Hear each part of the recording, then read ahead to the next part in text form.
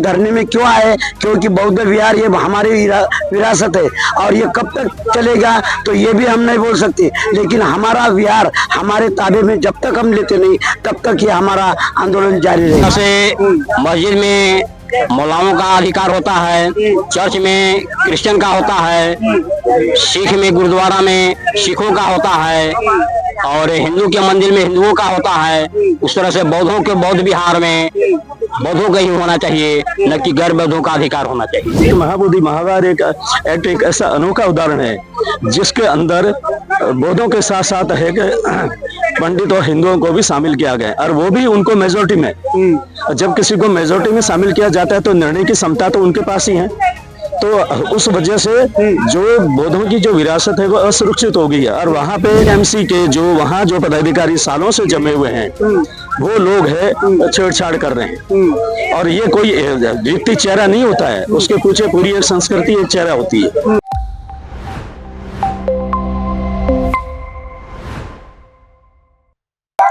नमस्कार, सूर्य विहार देख रहे हैं आप और आपके साथ में हूं विकास कुमार। देखिए अभी हमारी मौजूदगी एक अन्य मार्ग यानी पटना में है, जहां आप देख रहे होंगे कि कड़ी धूप है और जो बौद्ध धर्म को मानने वाले लोग हैं वो बड़ी संख्या में सड़कों पर बैठ गए हैं। बगल में ही सीएम आवास है। आपको बता दें कि ये जो बौद्ध धर्म के मानने वाले लोग हैं सीएम को ज्ञापन सौंपने आए थे। इनका डेलीगेशन मिलने भी गया है या नहीं गया है, क्या कुछ मामला है आप देख सकते हैं कि बैरिकेडिंग भी कर दिया गया है, पुलिस की तैनाती कर दी गई है और कड़ी धूप में ये जो बौद्ध धर्म के मानने वाले लोग हैं वो बैठे हुए हैं और लगातार ये मांग कर रहे हैं कि बौद्धों को उनका अधिकार देना होगा। बीटी एक्ट 1949 में जो अधिनियम बना था उसको निरस्त करने की मांग कर रहे हैं। हम जानने की कोशिश करेंगे कि क्या कुछ आखिर पूरा मामला है जिसको लेकर ये बौद्ध धर्म के मानने वाले लोग मुख्यमंत्री आवास से ठीक बाहर सड़कों पर बैठ गए, कड़ी धूप में बैठ गए। बात करने की कोशिश करेंगे क्या कुछ पूरा मामला है आप लोगों का। हम महाराष्ट्र के हिंगोली जिले के पश्चिम तालुके से सखाराम काले, गौतम आवटे, मधुकर कदम बहुत कुछ लोग आए वाले। हम ये धरने में क्यों आए, क्योंकि बौद्ध विहार ये हमारी विरासत है और ये कब तक चलेगा तो ये भी हम नहीं बोल सकते, लेकिन हमारा विहार हमारे ताबे में जब तक हम लेते नहीं तब तक ये हमारा आंदोलन जारी रहेगा। ये तो आप लोग बोध गया से पैदल चल रहे हैं? बौद्ध गया से 3 दिन से पैदल है। वैसे तो हम 84 दिन से धरने आंदोलन में शामिल है और अभी भी 3 दिन से हम बौद्ध गया से पैदल चल के आए वाले। और ये आने का मकसद हमारा ये था कि बौद्ध पूर्णिमा 12 तारीख को है, यहाँ के मुख्यमंत्री नीतीश कुमार को एक बौद्ध पूर्णिमा को आने का निमंत्रण भी दे और साथ ही साथ हमारा निवेदन है कि 1949 का जो बीटी एक्ट है वो रद्द करो और बुद्ध विहार हमारे बौद्ध भिक्षु के ताबे में दो। ये हमारे मांग लेते हुए यहाँ पर हम बैठे।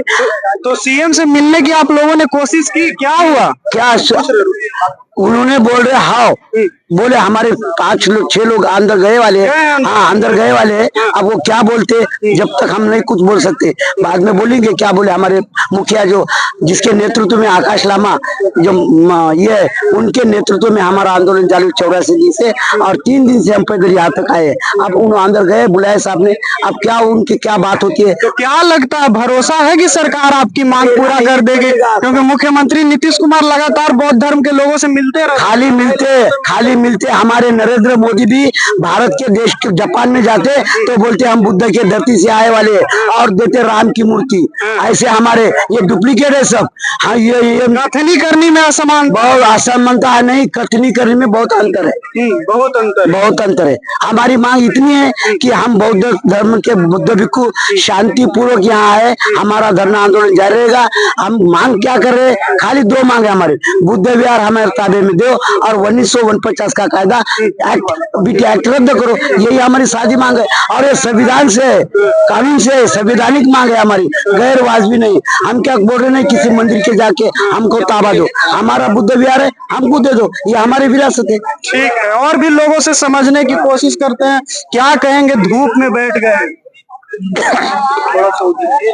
धूप में बैठ गए हैं, क्या कुछ? महाबोधि महाविहार है, मुक्त करने के लिए जो बोध गया से पैदल पटना 4 तारीख को शुरू किए थे पैदल यात्रा, और यहाँ 6 तारीख के मुख्यमंत्री आवास पर जाकर उन्हें आमंत्रण देना था बुद्ध पूर्णिमा 12 मई को बोध गया पहुँचने के लिए, और बौद्धों को जो मांग है उस मांग को पूर्ति करने के लिए। तो आप लोगों को समस्या क्या आ रही है? समस्या रहा है कि भारत का संविधान 26 जनवरी 1950 को लागू हुआ है, और एक षड्यंत्र के तहत 1949 में जो एक्ट बनाकर BTMC एक्ट बनाकर बौद्धों में जो 4 बौद्ध है और 5 गैर बौद्ध को BTMC माने महाबोधि महाविहार जो कमेटी है उसमें रखा गया है, वह सरासर गलत है। यानी आप कह रहे हैं बौद्ध धर्म की जो संपत्ति है उसमें सिर्फ बौद्ध धर्म को उसमें काम करने के लिए। हाँ, जिस तरह से मस्जिद में मौलाओं का अधिकार होता है, चर्च में क्रिश्चियन का होता है, सिख में गुरुद्वारा में सिखों का होता है, और हिंदू के मंदिर में हिंदुओं का होता है, उस तरह से बौद्धों के बौद्ध विहार में बौद्धों का ही होना चाहिए, न कि गैर बौद्धों का अधिकार होना चाहिए। गैर बौद्धों को अधिकार नहीं होना चाहिए, इसी की मांग आप? हाँ, इसी की मांग है कि महाबोधि महाविहार मुक्त करें, और जो कमेटी है उसमें हम 9 जो है बौद्ध ही रहेंगे। भरोसा है सरकार पे?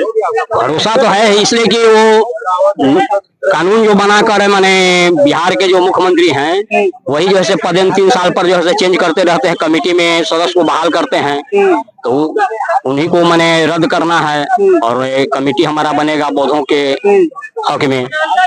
चलिए ठीक है, तो आप देख सकते हैं कि बौद्ध धर्म के लोग हैं और कड़ी धूप में सड़कों पर बैठ गए हैं। हम और लोगों से बात करने की कोशिश करेंगे कि आखिर क्या कुछ पूरा मामला है जिसको लेकर यहाँ आ गए हैं। थोड़ा बात करेंगे आपसे, क्या कुछ आप लोगों का मामला है? कड़ी धूप में आप लोग लगातार लगभग 1-2 घंटे से बैठे हैं। हमारा मामला बहुत स्पष्ट है कि महाबोधि महाविहार बोध गया, वहाँ एक BTMC एक्ट बना हुआ है।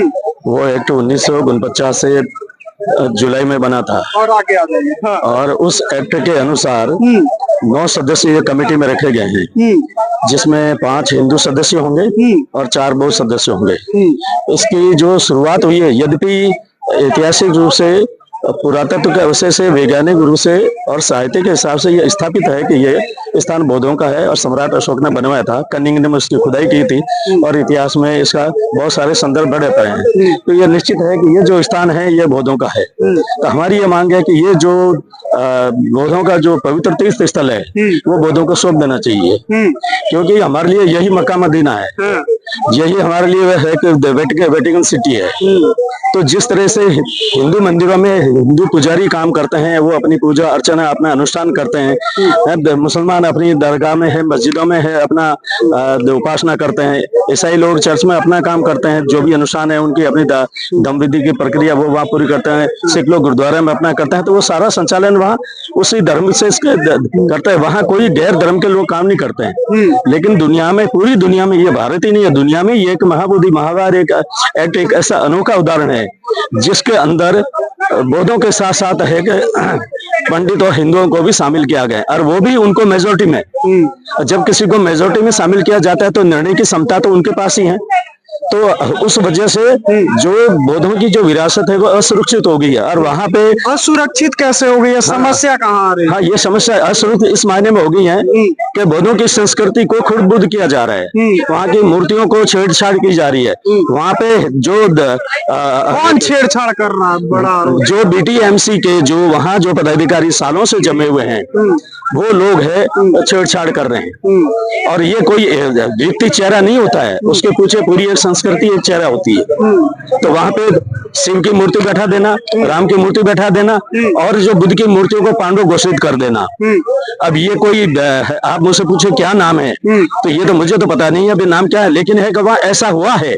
उस स्थान पे तो निश्चित रूप से है कि बौद्ध बुद्धिस्ट ने तो नहीं किया होगा, और कोई बौद्ध धर्मावलंबी ने नहीं किया है। ये निश्चित रूप से वहाँ पे जो और जो धर्म के जो 5 जो सदस्य हैं उन्हीं की समिति के, उन्हीं के लोगों द्वारा किया गया है। तो इससे हम ये हमारे जो संस्कार है उनका निर्वहन ठीक ढंग से नहीं हो रहा है।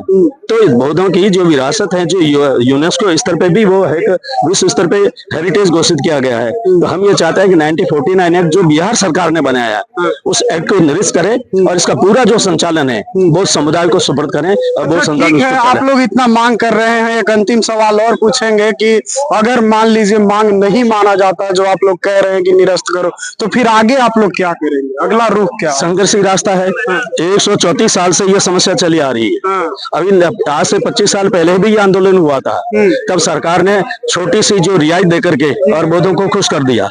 लेकिन आज का बौद्ध 1914 आजादी के बाद वाला 74 साल पहले वाला बौद्ध नहीं है। आज का बौद्ध जागरूक है। तो निश्चित रूप से अगर बौद्ध लोग बहुत शांति प्रिय होते हैं और जब शांति को कुचल दिया जाता है तो अंतिम रास्ता जो है अख्तियार करना, तो बौद्ध लोग भी अख्तियार करेंगे। चलिए, तो बौद्ध धर्म के लोग थे, लगातार कड़ी धूप में बैठे हुए हैं और कह रहे हैं कि देखिए, ये पहले वाले बौद्ध नहीं है, ये अब वाले बौद्ध हैं और ये संघर्ष का रास्ता अपनाएंगे, अंतिम फैसला भी करेंगे। अगर सरकार नहीं मानती है तो जो करना होगा करेंगे। और आप देखिए कि कैसे कड़ी धूप में लगातार बैठे हुए हैं। सामने बैरिकेडिंग कर दी गई है, इन्हें सीएम हाउस नहीं जाने दिया जा रहा है। हालांकि 5 लोग इनकी तरफ से मिलने गए हैं। क्या कुछ होगा वो पल पल का अपडेट हम आपको बताएंगे। फिलहाल के लिए इतना ही। बहुत बहुत धन्यवाद।